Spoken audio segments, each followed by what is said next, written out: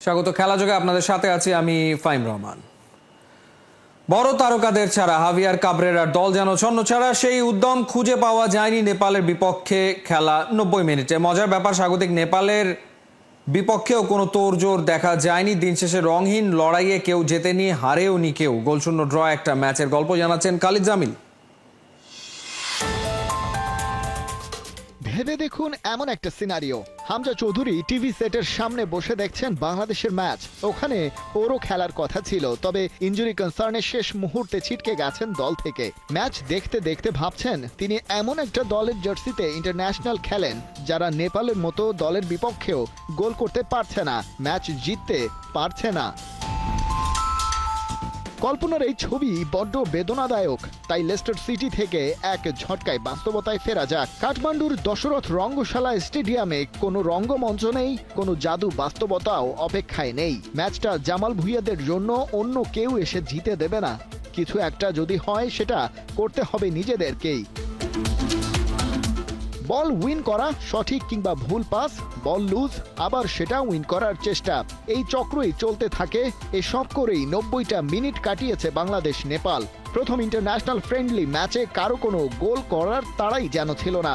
ম্যাচের জয় কিংবা পরাজয় বলে কিছু আছে সেটাই যেন জানা নেই দু দলের। নেপালের সাথে অবশ্য এবারই প্রথম নয়, টানা 6 ম্যাচ জয়হীন লাল সবুজ বাহিনী, তার 4টি ড্র। এই যখন অবস্থা, তখন এশিয়ান কাপ কোয়ালিফায়ারে ঘরের মাঠে ভারতকে হারানোর স্বপ্ন দেখে বাংলাদেশ, হংকংকেও হারাতে চায়। অবশ্য নেপাল ম্যাচের বেশ আগেই এই লড়াইকে ঘিরে সম্ভাব্য সব উত্তেজনা একটু একটু করে মারা গেছে। লেস্টারের পক্ষ থেকে জানানো হয়েছে হামজার ইনজুরি কনসার্ন। সমিত সোম তো আসছেন না, সেটা আগে থেকেই জানা। ফাহমিদুল মোরসালিনের মতন ফুটবলার কাঠমান্ডুতে যেতে পারেননি, কারণ আন্ডার 23 এশিয়ান কাপ কোয়ালিফায়ারের ব্যস্ততা নিয়ে তারা ভিয়েতনামে। এর সাথে যোগ হয়েছে ন্যাশনাল টিমের নাম্বার 1 গোলকিপার মিতুল মারমার ইনজুরি। অবশ্য ওর রিপ্লেসমেন্ট হিসেবে মোহামেডানের গোলকিপার সুজন হোসেনকে না নামালেও পারতেন হাভিয়ার কাবরেরা, কারণ সেই অর্থে গোলের তেমন চান্সই ক্রিয়েট করতে পারেনি নেপালিজরা। একই কথা খাটে অ্যাওয়ে টিম বাংলাদেশের ক্ষেত্রেও। জামাল তপু বর্মনদের খেলা দেখে মনে হয়েছে স্রেফ নিয়ম রক্ষার জন্যই মাঠে নেমেছেন সবাই। যে কটা অ্যাটাক হয়েছে তার মৃত্যু দেখা গেছে প্রতিপক্ষের ডি বক্সে ঢোকার বেশ আগেই। প্রস্তুতির এই হাল নিয়ে এখনই সব প্রশ্ন তোলা যাচ্ছে না, কারণ মূল দল এবার পাননি কোচ কাবরেরা। তবে একটা কথা নতুন করে প্রতি ম্যাচে প্রতিষ্ঠিত হয়, হামজা, সমিত, ফাহমিদুলদের নিয়ে সাজানো বাংলাদেশ আর তাদের ছাড়া বাংলাদেশ দলের মধ্যে পার্থক্য আকাশ আর পাতাল। কিন্তু সেটা আর কতদিন? খালিদ জামিল, ৭১। নেপাল বাংলাদেশ ম্যাচ নিয়ে সন্তুষ্ট দুই দলের কোচই বলছেন হাড্ডাহাড্ডি লড়াই হয়েছে, যদিও ভিন্ন কথা বলছে বাংলাদেশি সমর্থকরা। তাদের হৃদয় জয় করতে পারেনি লাল সবুজরা। হামজার অভাব হাড়ে হাড়ে ভুগিয়েছে জামাল তপুদের, তবে তা মানতে নারাজ কোচ হাভিয়ার কাবরেরা। নেপালের কাঠমান্ডু থেকে হাসান সজীবের পাঠানো রিপোর্ট। নেপালের বিপক্ষে প্রথম ম্যাচে আপনি সবচেয়ে বেশি কাকে মিস করেছেন? এই প্রশ্নটা আমরা সমর্থকদের উদ্দেশ্যে করেছিলাম। এক কথায় উত্তর এসেছে হামজা চৌধুরী। আজকে আমরা হামজাকে মিস করেছি। যদি আজকে হামজা থাকতো তাইলে নিশ্চয়ই আমরা গোল পেতাম। নেপালের বিপক্ষে ম্যাচ শেষে কোচ হাভিয়ার কাবরেরাকে গণমাধ্যম কর্মীরা জিজ্ঞেস করেছিল, আপনি কি হামজা চৌধুরীকে মিস করেছেন? কোচ এক কথায় বলেছেন না, তিনি তার দলের পারফরমেন্স নিয়ে মোটামুটি সন্তুষ্ট। আমরা দর্শকদের কাছ থেকে জানতে চেয়েছিলাম বাংলাদেশ এবং নেপালের ম্যাচ দেখে বাংলাদেশকে আপনারা কত মার্ক দিবেন। সেখানে কেউ 5 দিয়েছেন, কেউ 7 দিয়েছেন, তো কেউ 7.5 দিয়েছেন। আজকের খেলার পারফরমেন্স অনুযায়ী 5 দেওয়া ভালো, কারণ আমাদেরকে ভালো উপহার দিতে পারেনি। গোলটা আমরা কাঙ্ক্ষিত আশা যেটা নিয়ে আসছিলাম এটা পাইনি। আমাদের অ্যাটলিস্ট ওরা আরেকটু ভালো খেলতে পারতো। আমার মনে হয় না ওরা ওদের ফুল এফোর্টটা দিয়েছে। 10-7 দেওয়া যায়। ইয়েস, আমরা মাঠে এনজয় করেছি, অনেক এনজয় করেছি। আমরা বাপ ছেলে মিলে অনেক এনজয়। আমাদের এনজয় শেষ নাই আজকে। বাট বাংলাদেশ যদি আজকে জিততো আরো খুশি হতাম। বাট নেক্সট এর জন্য শুভকামনা। আগামী ম্যাচেও আমরা আসবো, বাংলাদেশকে সাপোর্ট করার জন্য নেপালে আসছি। আগামী ম্যাচেও থাকবো আমরা। 10-এ কত দিবেন? 10-7 দেবো। এই ম্যাচ নিয়ে আমরা নেপালের কোচকে প্রশ্ন করেছিলাম যে আপনি সন্তুষ্ট কিনা। তিনি এক কথায় বলেছেন তিনি সন্তুষ্ট, এবং তিনি তার দলকে 10-এর মধ্যে দিচ্ছেন 8, বাংলাদেশকে দিচ্ছেন 7.5। I'm satisfied. I can feel that the players aren't so satisfied. They feel they should have won, and I think possibly a goal. 1-0 would have been a fair result for us. But this is the way football works. As I said in the press conference, finishing is the hardest thing to do, and it's an area that we need to improve. But for the performance, I'm satisfied. For us going forward for AFC qualifiers, it's a big step in the right direction for how I would like the team to play. Do you miss Hamza Choudhury? Personally, no. Honestly, I speak about our team 90% of the time and Bangladesh 10% of the time. So, of course, it would be nice, I think, for the Nepali fans to have someone like him visit the country. They really are attracted to that kind of star power. But for me, it's, I think, a solid 7.5. 7.5 out of 10. And your team? I would give us... Out of 10? I would give us 8. 8? Yes. Hasan Sajib, ৭১, ১০ রাঙ্গাশালা stadium, Kathmandu, Nepal. মেয়েদের পথে হাঁটা হলো না অনূর্ধ্ব-23 পুরুষ জাতীয় দলের। ভিয়েতনামের পর ইয়েমেনের কাছেও হেরে এএফসি এশিয়ান কাপ বাছাইয়ে এক ম্যাচ হাতে রেখে ছিটকে গেছে বাংলাদেশ। যুবারা হেরেছে ১-০ গোলে। শনিবার ইয়েমেনের বিপক্ষে শুরু থেকে চোখে চোখ রেখেই লড়েছে বাংলাদেশ। খেলোয়াড়দের শরীরী ভাষায় সেই তেজও ছিল, কিন্তু ৮৭তম মিনিটে মুজিবুর জনির লাল কার্ডেই ঘুরে যায় ম্যাচের মোড়। ১০ জনের বাংলাদেশকে মুহুর্মুহু অ্যাটাকে কাঁপিয়ে দেয় Yemen. Shrabon back to back 2টা সেভও করেন, কিন্তু ম্যাচের শেষ মিনিটে ইয়েমেন ফরওয়ার্ড ইসাম আল আওয়ামির শট তাকিয়ে তাকিয়ে জালে জড়াতে দেখা ছাড়া আর কিছু করার ছিল না বাংলাদেশ রক্ষণের। নিয়মরক্ষার ম্যাচে ৯ সেপ্টেম্বর সিঙ্গাপুরের মুখোমুখি হবে বাংলাদেশ অনূর্ধ্ব-23 দল। লড়াই করেও ম্যাচ হারার কোনো পয়েন্ট থাকলে এএফসি অনূর্ধ্ব-23 এশিয়ান কাপ বাছাই ইয়েমেনের বিপক্ষে কিছু পয়েন্ট জুটত বাংলাদেশের, কিন্তু সেই নিয়ম যেহেতু নাই, তাই এশিয়ান কাপ ফুটবলের মূল পর্বে আর যাওয়া হচ্ছে না যুবাদের। এই গল্প কিন্তু নতুন না, প্রতিবারই আসল জায়গায় মাঠের ফুটবল হচ্ছে ব্যর্থ। সফলতার রাস্তাটা তবে কি আছে, কি কোনো প্রেসক্রিপশন? ফয়সাল হাবিবের report. Here we go again. বহুল প্রচলিত এই মিমটা দেখে থাকবেন। বাংলাদেশ ফুটবলের সমর্থকেরাই হয়তো সবচেয়ে বেশি অনুভব করেন কথাটার মর্ম। হোক জাতীয় দল কিংবা বয়সভিত্তিক, ঠিক বিরতির আগে অথবা ম্যাচ শেষ হওয়ার আগে গোল খেয়ে ম্যাচে পিছিয়ে পড়া অথবা ম্যাচ হারার অভ্যাস বানিয়ে ফেলেছে ফুটবলাররা। শুধু তাই নয়, মাঠের ফুটবলে আরও বেশ কিছু বিষয় নিয়ে আপত্তি তোলার জায়গা আছে। হাকডাক হচ্ছে অনেক, ফল কি আসছে? এই স্কোয়াড দারুণ ভারসাম্যপূর্ণ, সব পজিশনেই খেলোয়াড় আছে। এএফসি এশিয়ান কাপ কোয়ালিফায়ারে প্রথম 2 ম্যাচ হেরে দল যেহেতু বাদ পড়েছে, তাহলে বলাই যায় সেই পজিশন ওরিয়েন্টেড প্লেয়ার কিংবা তাদের ব্যাকআপ কোথাও কারো স্কিল কোনোভাবেই কাজে আসেনি। স্কোয়াডে ছিল জাত নম্বর 9, সেটা টিম ম্যানেজমেন্টেরই ভাষ্য। তাহলে 2 ম্যাচেও স্কোর শিটে গোল নাই কেন? এশিয়ান কাপ কোয়ালিফায়ার ফিক্সচার হয়েছে বেশ কিছুদিন আগে। স্কোয়াড নিয়ে দেশে আবাসিক ক্যাম্পের পর বাহরাইনে হয়েছে 12 দিনের অনুশীলন। 2টা ক্লোজ ডোর ম্যাচ হয়েছে সে দেশে। সেখানে হারার পরও বারবার বলা হয়েছে এই স্কোয়াডকে দিয়েই হবে। এতেই দর্শকেরা বড় আশা নিয়ে টিভির সামনে বসেছে। কিন্তু মূল পরীক্ষায় যখন যুদ্ধবিধ্বস্ত দেশ ইয়েমেনের কাছে হারছে সব সুযোগ সুবিধা পাওয়া বাংলাদেশিরা, তখন সেই হারে শুধু ক্ষোভ না, মিশে থাকে লজ্জা।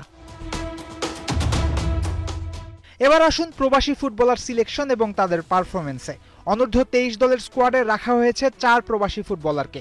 শুধুমাত্র জায়ান আহমেদই খেলেছেন 2 ম্যাচের পুরোটা সময়, আর কাউকে কোচ পুরোটা সময় মাঠে রাখতেই পারেননি। মজার ব্যাপার হলো জায়ান দলের সাথে ক্যাম্প করেছেন, বাকিরা স্কোয়াডে পেয়েছেন ডিরেক্ট এন্ট্রি। প্রশ্ন তাই দুটো, কিউবা শালিকদের কি দেখে স্কোয়াডে জায়গা দেয়া হলো? যদি লম্বা ম্যাচ টাইম না দেয়া যায় ওদের, তবে কেন ফেডারেশনের পকেটের টাকা খরচ করে উড়িয়ে আনা হলো? এসব উত্তর না পেলে প্রবাসী ফুটবলার নাম দেখেই সমর্থকেরা কিন্তু আর বোকা হবে না। কোচই ফুটবল দলের সর্বেসর্বা, সফলতা ব্যর্থতার দায় তাই কোচদেরও নিতে হবে। অনূর্ধ্ব-23 দলকে হাভিয়ার কাবরেরাও 2 দিন সময় দিয়েছেন। স্প্যানিশ কোচের প্রত্যক্ষ পরামর্শে তারই সহকারী হাসান আল মামুন এই দলের সাথে যুক্ত ছিলেন। ফল কি দিতে পারলেন? আন্তর্জাতিক ব্যস্ততার কারণে জাতীয় দলের কোচ না হয় পরিবর্তন করা যাচ্ছে না, অনূর্ধ্ব-23-এ ভালো মানের একজন আনা যেত না? বিশেষ করে নারী দলের হেড কোচ পিটার বাটলারের উদাহরণ তো চোখের সামনে। একটা করে টুর্নামেন্ট আসে, শুরু হয় ক্যাম্প, গোটা 2 প্রস্তুতি ম্যাচ, এরপর ফ্লাইট, দিন শেষে হেরে বাড়ি ফেরা। এই চক্রই চলছে দেশের ফুটবলে বছরের পর বছর। প্রবাসী ফুটবলার গল্পে নতুন রং চড়িয়েছে ঠিক, কিন্তু পাল্টায়নি মূল গল্পটা। পরের মিশনে যাওয়ার আগে বাফুফের হাতে কি নতুন কোনো প্রেসক্রিপশন আছে? ফয়সাল হাবিব, ৭১। বিএনপির প্রতিষ্ঠা বার্ষিকী উপলক্ষে এক প্রীতি ম্যাচের আয়োজন করে ঢাকা মহানগরের স্থানীয় নেতাকর্মীরা। ম্যাচটি উদ্বোধন করেন দলটির স্থায়ী কমিটির সদস্য সালাউদ্দিন আহমেদ। মাঠে ছিলেন সাবেক গোলকিপার আমিনুল হক। ধানমন্ডি ক্লাব মাঠে ঢাকা মহানগর উত্তর ও দক্ষিণ নামের দুটি দলে ভাগ হয়ে ম্যাচ খেলা হয়। মহানগর উত্তর দলের ক্যাপ্টেন ছিলেন আমিনুল হক। খেলোয়াড়ি জীবনে গোলকিপার হিসাবে খেললেও এদিন মাঝ মাঠ সামলিয়েছেন সাবেক এই তারকা। দলকে জেতাতে অ্যাসিস্টও করেছেন। ম্যাচ মাঠে গড়ানোর আগে সালাউদ্দিন আহমেদকে জার্সি উপহার দেন দুই দলের খেলোয়াড়রা। যুব সমাজকে ফুটবলে উদ্বুদ্ধ করতেই এই ম্যাচ আয়োজন করা হয়।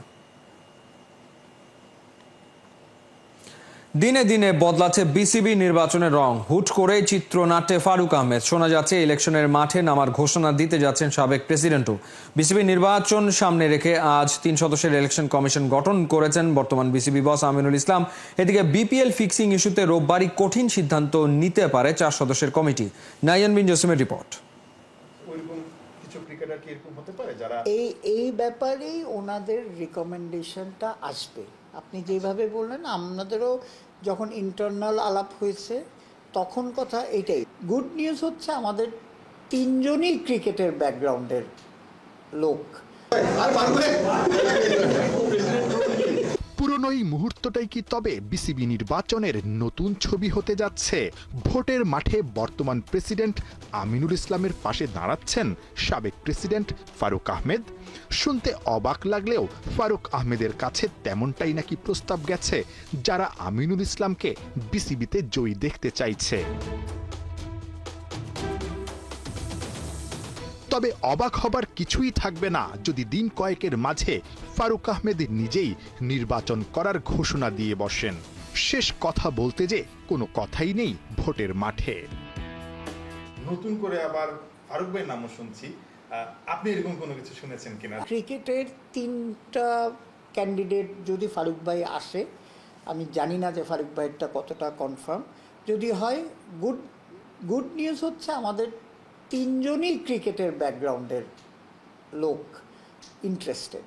সো এইটা ক্রিকেটের জন্য ভালো হবে। সাম্প্রতিক সময় একদম 2-1 দিনের ঘটনা বলছি, বর্তমান প্রেসিডেন্ট আমিনুল ইসলাম বুলবুল, তার কাছে একটা ফোন কল এসেছিল। এগুলো তো আবার আনএক্সপেক্টেড একটু, মানে আপনি যেহেতু আছেন এখন বোর্ডে, এই জন্য আপনাকে জিজ্ঞেস করা, মানে এরকম কোনো কিছু কি আসলে হয়েছে কিনা যে এই ঘটনার পর আপনারা বিসিবি থেকে কোনো ধরনের পদক্ষেপ নিয়েছেন কিংবা এটার জন্য জিডি করা থাকতে পারে? অনেক কিছু লাস্ট 2-3 দিন আমি একটু ওনার সাথে যোগাযোগটা কম। ও তো একটা নাম প্রেসিডেন্ট, তো অনেক ডিস্টার্ব হয়, এই জন্যে হয়তো উনি চেয়েছেন, মানে হয়তো উনি আমার মতো আপনার মতো নিউ মার্কেটে চলে যাওয়ার তার পক্ষে এখন ডিফিকাল্ট, লোকজন ছবি তোলার জন্য, এর জন্য হয়তো এই সেন্সেও উনি ওনার সাথে কথা বললে বুঝতে পারবো যে কতটা মানে সিরিয়াস ছিল জিনিসটা। ফারুক আহমেদের সিদ্ধান্ত নিয়ে এখনো ধোঁয়াশা থাকলেও আমিনুল ইসলাম বুলবুল আর তামিম ইকবালকে ঘিরেই ইতিমধ্যে নির্বাচনের মাঠ উত্তাপ ছড়াচ্ছে। শনিবার 3 সদস্যের ইলেকশন কমিশনও ঘোষণা করেছে বর্তমান প্রেসিডেন্ট। কিন্তু প্রশ্ন উঠছে, বুলবুল নিজেই যখন ইলেকশন করবেন তখন তার ইলেকশন কমিশন ঘোষণা করার সিদ্ধান্ত কি কনফ্লিক্ট অফ ইন্টারেস্ট হবে? যাদের নাম দেওয়া আছে তারা তো আর ক্রিকেট বোর্ডের সাথে জড়িত না। এখন ধরেন ক্রিকেট বোর্ডের মধ্যে থেকে কাউকে নাম দিলে আপনি বলতে পারতেন। এখন কনফ্লিক্ট অফ ইন্টারেস্ট আমি দেখি না কোনো, যে যদি ওরকম হতো কারো ওনার পরিচিত লোক দিয়েছে, আমার মনে হয় না এরা কেউ ওনার নিজস্ব পরিচিত লোক। বিসিবি নির্বাচনের মাঝেই গরম খবর আসতে যাচ্ছে 8 সেপ্টেম্বর। বিপিএল এর ফিক্সিং নিয়ে ফ্যাক্ট ফাইন্ডিংস কমিটির দেয়া রিপোর্ট পর্যালোচনা করে রোববার পরবর্তী করণীয় ঠিক করবে 4 সদস্যের কমিটি, যেখানে আছেন বর্তমান 2 পরিচালক নাজমুল আবেদিন ফাহিম, স্বপন চৌধুরী আর 2 আইনজীবী। ইতিমধ্যেই সবশেষ বিপিএল এর একটা দলের ম্যানেজারের দায়িত্ব পালন করা জাতীয় দলের সাবেক ক্রিকেটারকে বাধ্যতামূলক ছুটিতে পাঠানো হয়েছে। শোনা যাচ্ছে আসন্ন এনসিএল টি20 টুর্নামেন্ট ঘিরে সন্দেহভাজন ক্রিকেটারদেরকেও খেলা থেকে দূরে রাখার সিদ্ধান্ত আসতে পারে। এরকম হতে পারে কিনা যে এনসিএল সামনে, এবং এনসিএল এর সময় আমরা দেখবো যে যাদের ব্যাপারে অনেক হাই ফ্ল্যাগ যারা, তাদেরকে কোনো কারণে আসলে বিরত রাখা, যেটা বুলবুল বলেছিলেন যে ফর্মে সিগনেচার করে তারপর খেলতে হবে এনসিএল এ। সো ওইরকম কিছু ক্রিকেটার কি এরকম হতে পারে যারা এই ব্যাপারেই ওনাদের রিকমেন্ডেশনটা আসবে। আপনি যেভাবে বললেন, আমাদেরও যখন ইন্টারনাল আলাপ হয়েছে তখন কথা এটাই, যে এখন হয় কি আমাদের মতে আনটিল প্রুভেন গিলটি কাউকে আমরা শাস্তি দেওয়া যাবে না। বাট দূরে রাখার তো অনেক ব্যাপার স্যাপার থাকে। হ্যাঁ, থাকতে পারে।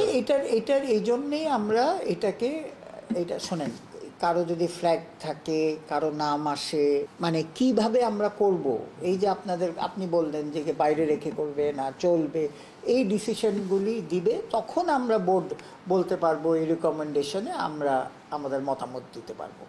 অনেক শঙ্কা আর নির্বাচনের উত্তাপের মাঝেই দেশের ক্রিকেটের জন্য বড় সুখবর। দেশের আম্পায়ারদের উজ্জ্বল ভবিষ্যৎ গড়ে দিতে 13 সেপ্টেম্বর ঢাকায় পা রাখছেন সাইমন টোফেল। নাহিয়ান বিন জসিম, ৭১। ট্রান্সফার উইন্ডো ক্লোজের আগে গুঞ্জন উঠলেও শেষমেশ এমি মার্টিনেজকে দলে ভেরায়নি ম্যানচেস্টার ইউনাইটেড। তবে আবারও কেন ভেস্তে গেল এই ডিল, সে ব্যাপারে এবার মুখ খুলেছেন এই গোলকিপারের ভাই আলেহান্দ্রো। জানিয়েছেন পছন্দের হওয়াতেই এমিকে ছাড়েনি অ্যাস্টন ভিলা। এই গোলকিপারকে ঘিরে সামনের দিনগুলোতে ভিলার প্ল্যানটাই বা কেমন, বিস্তারিত রায়ান আহমেদের রিপোর্টে। ট্রান্সফার উইন্ডো বন্ধ হবার শেষ প্রহর তখন হঠাৎ করেই অ্যাস্টন ভিলার স্কোয়াডে দেখা মিলছিল না এমি মার্টিনেজের। চারদিকে তখন গুঞ্জন ইউনাইটেডে যাবেন বলেই দলটার স্কোয়াডে নাম নেই এই গোলকিপারের। তবে প্লট টুইস্টে দেখা গেল এই আর্জেন্টাইন বাজপাখিকে না নিয়ে উল্টো রয়্যাল অ্যান্টওয়ার্পের তরুণ গোলকিপার ল্যামেসকেই দলে টেনেছে রেড ডেভিলরা। সবার মনে তখন প্রশ্ন, শেষ মুহূর্তে হঠাৎ এমিকে পাশ কাটিয়ে গেল কেন ম্যানচেস্টার ইউনাইটেড? আর রেড ডেভিলদের সঙ্গে আরেকবার ভেস্তে যাবার পর এখন অ্যাস্টন ভিলাতে এই গোলকিপারের ভবিষ্যৎটা হতে চলেছে কেমন? ডি স্পোর্টস রেডিওতে এমির ভাই আলেহান্দ্রো খোলামেলা আলাপ করেছেন এ ডিল ব্যর্থ হবার প্রসঙ্গে।